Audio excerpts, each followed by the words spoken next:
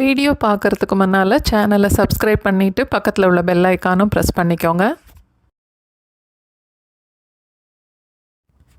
Tiffin வெரைட்டிஸோடு சேர்த்து சாப்பிட்றதுக்கு boneless chicken வச்சு தண்ணியாக ஒரு கோழி குழம்பு செய்ய போகிறேன்.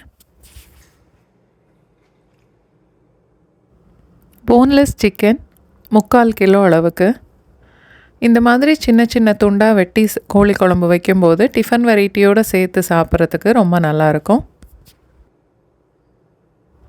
1 டீஸ்பூன் இஞ்சி பேஸ்ட், 1/2 டீஸ்பூன் அளவுக்கு பூண்டு பேஸ்ட்,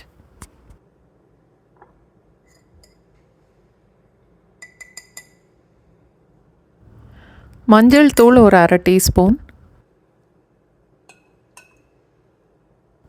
3 டேபிள் ஸ்பூன் அளவுக்கு தயிர்,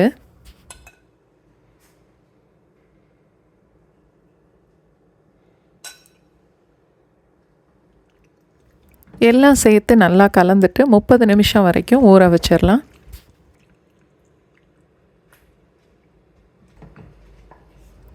ஒரு பேனில் 3லேருந்து 4 டேபிள் ஸ்பூன் வரைக்கும் எண்ணெய் சேர்க்குறேன்.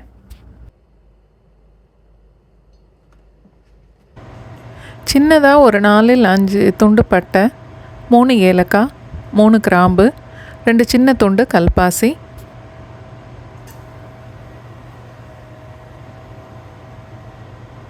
பொடிசாக வெட்டின வெங்காயம் 1 கப் அளவு, தக்காளியும் 1 கப்பு,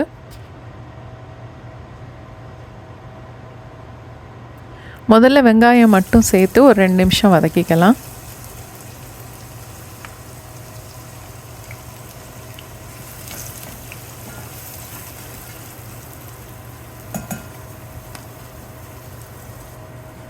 ஒரு கொத்து கருவேப்பிலை,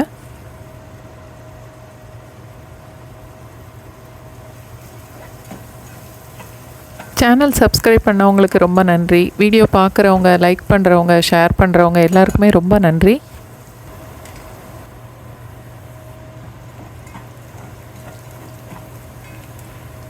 வெங்காயம் கொஞ்சம் வதங்கினதுக்கப்புறம் தக்காளியும் சேர்த்து வதக்கணும்.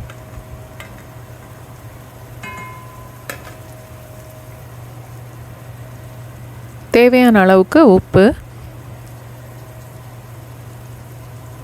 தக்காளி குழையிற வரைக்கும் வதக்கணும். அடுப்பு மீடியம் ஃப்ளேம்லேயே இருக்கட்டும்.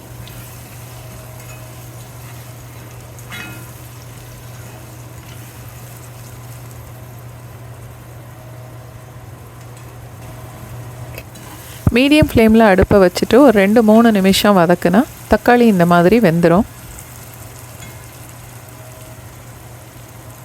3 டீஸ்பூன் மிளகாத்தூள், 6 டீஸ்பூன் மல்லித்தூள், சோம்புத்தூள், சீரகத்தூள், மிளகுத்தூள் எல்லாமே 1 டீஸ்பூன் அளவுக்கு,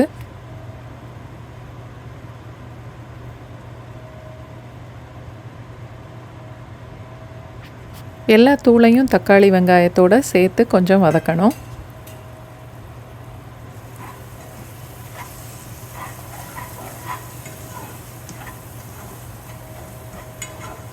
வீடியோவை லைக் பண்ணுங்கள், உங்களுக்கு தெரிஞ்சவங்களோட ஷேர் பண்ணுங்கள், என்ன தோணுதோ எனக்கு கமெண்ட் பண்ணுங்கள்.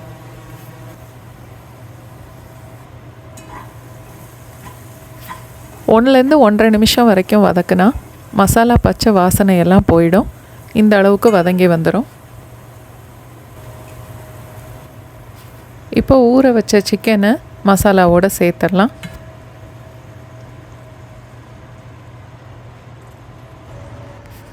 ஒரு கப் அளவுக்கு தண்ணியும் சேர்க்குறேன்.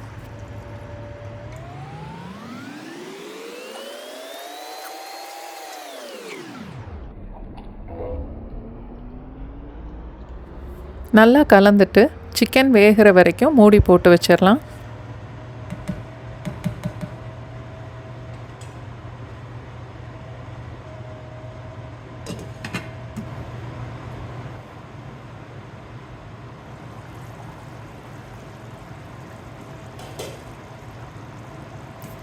போன்லெஸ் சிக்கனாக இருக்கிறதுனால சீக்கிரமே வெந்துடும்.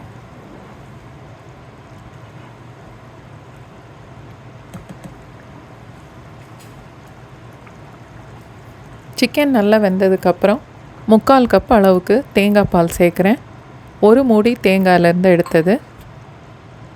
அதோட பொடிசாக வெட்டின மல்லி இலை ஒரு 1/2 கப் அளவுக்கு சேர்க்குறேன்.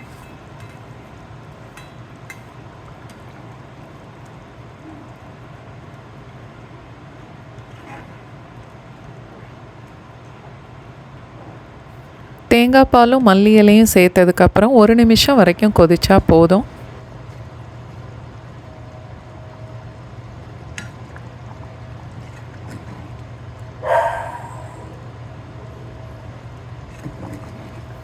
இந்த கோழி குழம்பு கொஞ்சம் தண்ணியாக தான் இருக்கணும். அப்போ தான் நம்ம டிஃபன் வெரைட்டியோடு சேர்த்து சாப்பிடும்போது நல்லாயிருக்கும்.